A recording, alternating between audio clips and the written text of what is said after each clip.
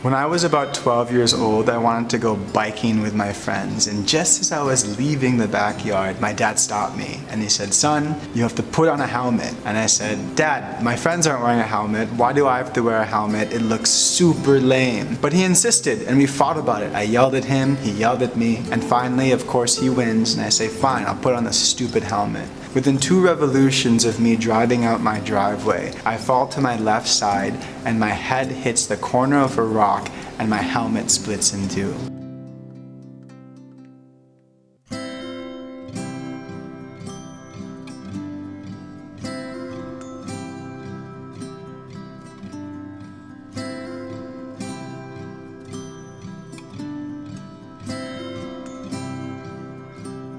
This video is dedicated to my father, who turned 70 years old today. I hate to reveal your age, Dad, but it is an important birthday, and I am so grateful. I am so blessed that you are my father, and I don't even know where to start. I don't even know how to show you how much I love you and how thankful I am for everything you've done. So I'm gonna make this video about different lessons you have taught me when I was growing up as a tribute to you, but also to show you that I have been listening to what you have taught me. Okay, so the first lesson is, and this is something that my entire family knows because it actually comes from my grandpa, who was a philosophy professor.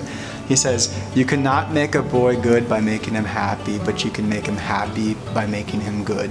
Now think about that. We live in an age of instant gratification. Like, think of the millennials and the Gen Z who have their Instagram, who live for the likes, who live for the views, all this kind of thing. It's very easy for you to lose a sense of patience. And with not having that patience also comes entitlement, because you start expecting gratification right away. Gratification, gratification, gratification. And when you don't get it, what do? You complain, you develop bad character. You need to learn patience because you need to rid yourself of entitlement. Entitlement is the enemy of progress. Think about it. Do you want to be around someone who feels that they're entitled? It's just the worst character that you can have. And that's what this quote is about. It's more important that your child learns to not be entitled, to be patient, than to pacify him with instant gratification. So, Dad, thank you for striving to make me good. Okay, the second lesson from my father. I've been working with my dad for about 9 years now, and of course we have different ideas because I'm younger than him and he has way more experience than me, and so we would clash all the time. And one time I was so frustrated with him, I'm sure he was also frustrated with me, and I said, "Dad, you're always just finding problems all the time.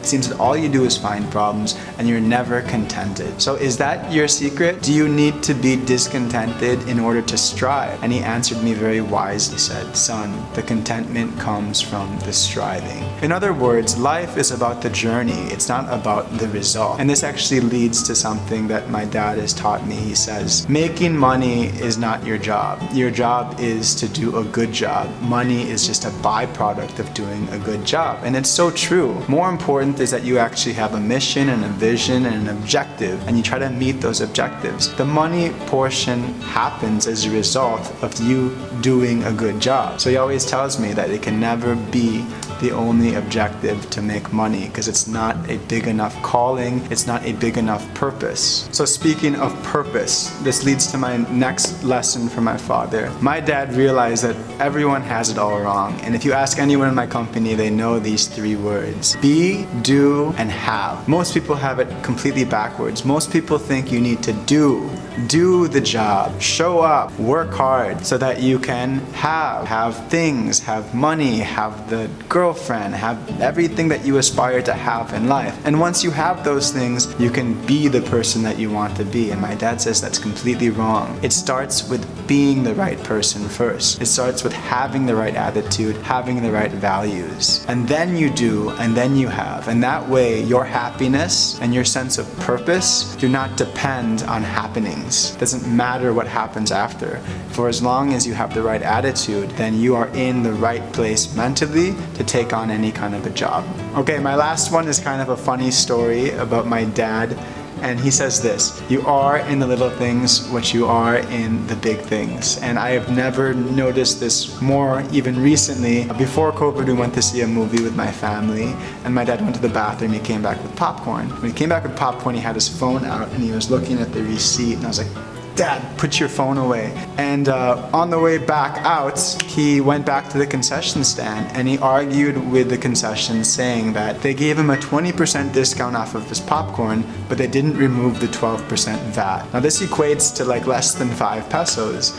And he was sitting there arguing about it, and I was saying, Dad, it's 4 pesos, it's not a big deal. And he's saying, no, you are in the little things what you are in the big things. My dad was trying to teach me a principle, and he was showing me that he lives by his principle. And it's not so much about the fact that he needed the 4 pesos. It was about the fact that you are in the little things what you are in the big things. If this were a bigger transaction, a bigger business transaction, well then it can actually be a substantial amount of money. But more importantly, again, is having those values. However, I did argue with my dad, and I told him, Dad, I calculated like my dad's earnings per second, and I told him it was uneconomical for him to waste his time fighting for that amount of money. But again, he would argue that there's value in teaching me the principle and living by his values. So I'm okay with that too. You're right, Dad, and I'm glad that you got your refund.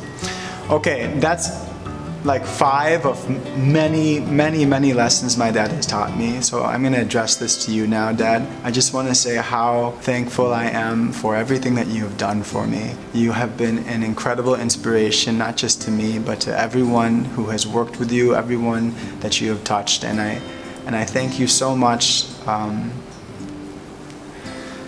I thank you so much for giving me so much opportunity. My dad came from nothing, and he built the biggest wine company in the Philippines. The amount of hard work and risk that I never even felt because of how hard he worked and how much he prioritized my education and my upbringing, raising me in America. He sacrificed so much in order to set up this business, and to see him thrive and succeed it's such a blessing. And I'm just so thankful that you're my dad, and I just want to wish you a happy birthday. I love you, Dad, and take care everyone else. I hope you enjoyed this video. Goodbye.